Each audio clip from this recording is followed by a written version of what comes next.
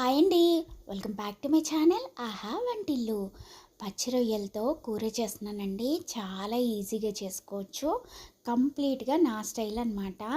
First అయితే కడాయి పెట్టుకొని oil వేసి ఎక్కువ ఆనియన్స్ వేయాలండి కర్రీలో, చాలా బాగుంటుంది. ఇలా మంచిగా వేయించుకోవాలన్నమాట మధ్యలో మధ్యలో కలుపుతూ. ఎందుకంటే ఎక్కువ మంట పెట్టినా మనము అలా వదిలేసినా కూడా మాడిపోతాయి. ఆనియన్స్ మాడకూడదండి, ఉడకాలన్నమాట ఆయిల్లో.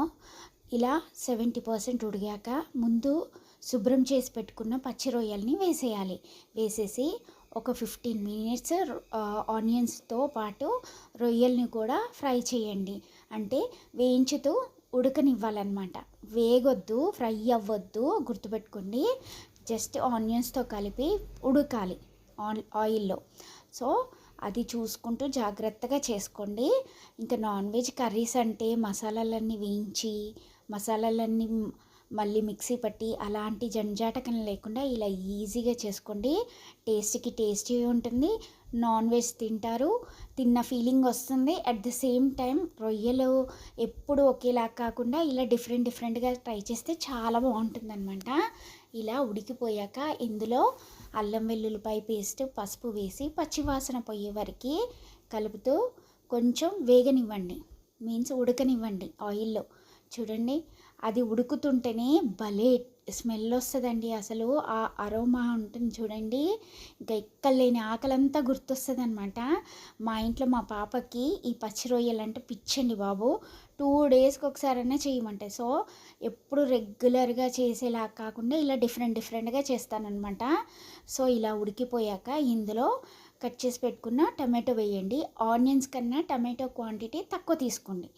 లైక్ 1/2 kg ఆనియన్స్ తీసుకున్నారనుకోండి ఫర్ ఎగ్జాంపుల్, దాంట్లో హాఫ్ టమాటోలు తీసుకోండి. అప్పుడు కూర చాలా బాగుంటుందన్నమాట. ఇలా టమాటోలు వేసి మంచిగా కలిపేసి మూత పెట్టేసి సిమ్ మీద ఉడకనియండి. ఉడికాక ఒక 2 మినిట్స్కి ఇలా వాటర్ అంతా ఫామ్ అవుతాయి. మళ్ళీ కలిపేసుకొని ఇందులో సాల్ట్ వేసేయండి. సాల్ట్ వేసేసి కలిపేసి మూత పెట్టేయండి. దీనికి చిన్న మసాలా అండి, ఏం లేదు.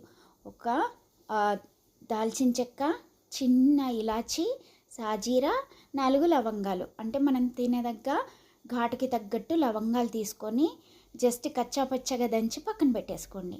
ఇంకా మనకి కూర కొంచెం వాటర్ ఫామ్ అయిపోయి మంచిగా ఉడికిపోయి ఉంటుంది. ఇందులో కారం, మన దంచి పెట్టుకున్న గరం మసాలా ఏదైతే ఉందో అది వేసి చక్కగా కలిపేసి అన్నీ కలిసేలాగా కలిపేసి ఇందులో కొన్ని వాటర్ పోయండి. ఎందుకంటే రొయ్యలును కొంచెం టమాటోలు ఎక్కడన్నా ఉడకని ఉంటే ఉడికిపోతాయి అన్నమాట.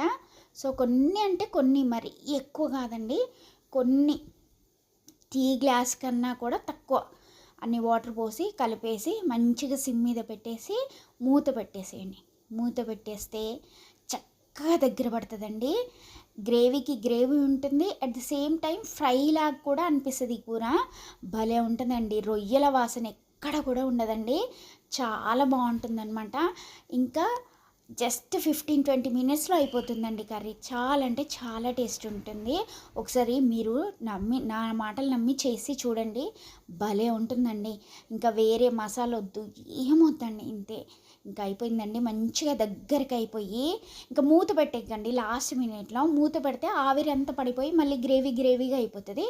సో ఇంకా లాస్ట్ మూమెంట్ అంటే దింపే ముందు ఒక 2 మినిట్స్ అప్పుడు మూత తీసేయండి. మూత తీసేస్తే చక్కగా ఇలా దగ్గర పడుతుందండి. నేను ఇక్కడ 1/2 kg రొయ్యలు అనమాట. చూడండి ఎంత మంచిగా వచ్చిందో కూర.